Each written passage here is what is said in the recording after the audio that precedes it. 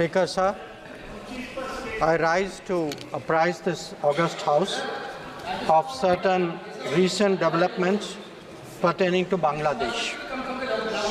As honourable members are aware, India-Bangladesh relations have been exceptionally close for many decades over many governments.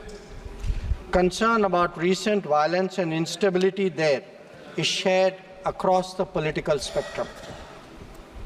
Speaker, sir, since the election in January 2024, there has been considerable tension, deep divides, and growing polarization in Bangladesh politics.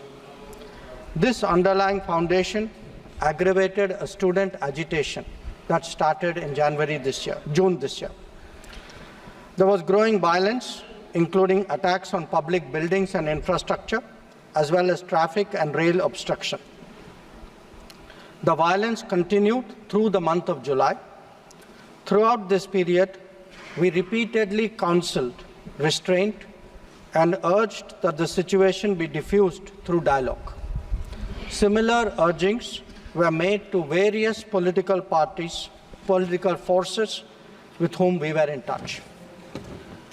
Speaker, sir, despite the Supreme Court judgment on 21 July, there was no let-up in the public agitation. Various decisions and actions taken thereafter only exacerbated the situation. The agitation at this stage coalesced around a one-point agenda, that is that Prime Minister Sheikh Hasina should step down. On 4th August, events took a very serious turn. Attacks on police, including police stations, and government installations intensified even as overall levels of violence greatly escalated. Properties of individuals associated with the regime were torched across the country.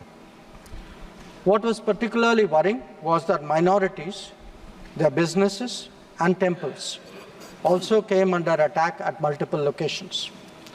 The full extent of this is still not clear.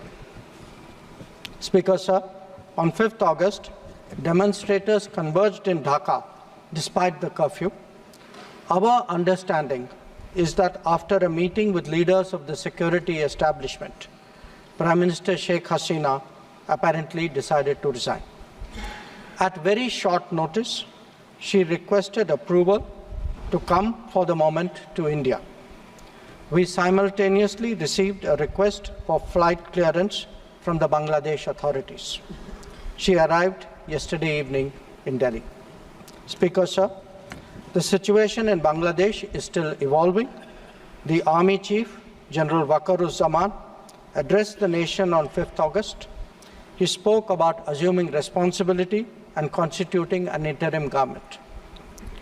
We are in close and continuous touch with the Indian community in Bangladesh through our diplomatic missions. There are an estimated 19,000 Indian nationals who usually live there, of which about 9,000 are students.